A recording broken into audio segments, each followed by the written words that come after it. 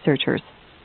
In 1968, he and his wife Donna divorced after 29 years of marriage, and the next year Salk married Françoise Gillot.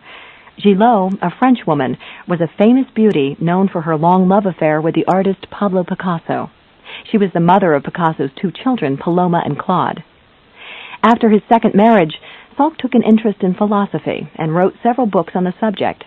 In one, entitled Man Unfolding, he talked about science and said, "Ideas are not unlike food, vitamins, or vaccines because they stimulate growth and development. Because the effects of ideas are unpredictable, they lead to many new experiences." Salk retired from research in 1985, but he later returned to work when a new challenge, even mightier than polio, confronted the medical community: AIDS. He worked on a vaccine against AIDS all through the 80s, and that work continues at his institute. Dr. Salk's life came to a quiet end on June 23, 1995, when he succumbed to congestive heart failure at the age of 80. Jonas Salk was never a very public man.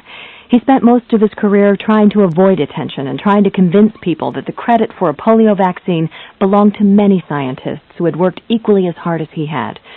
Still, he was shunned by parts of the scientific community his whole life. He was never invited to join their most prestigious organizations. He never received a Nobel Prize for his work, and for years he suffered the criticism and contempt of many of his colleagues.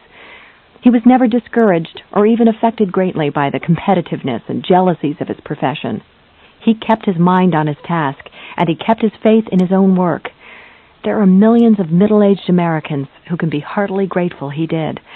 They are Americans who walk without crutches and braces, whose legs and arms are healthy, whose lungs breathe on their own, and who are free from the fear their own parents suffered, that their children might someday be struck down by the destructive virus of polio.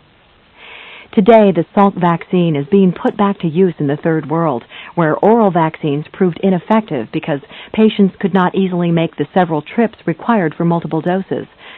The hope is that Salk will soon do for those countries what he did for the West.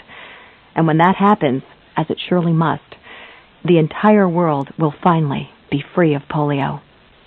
This is the end of the session.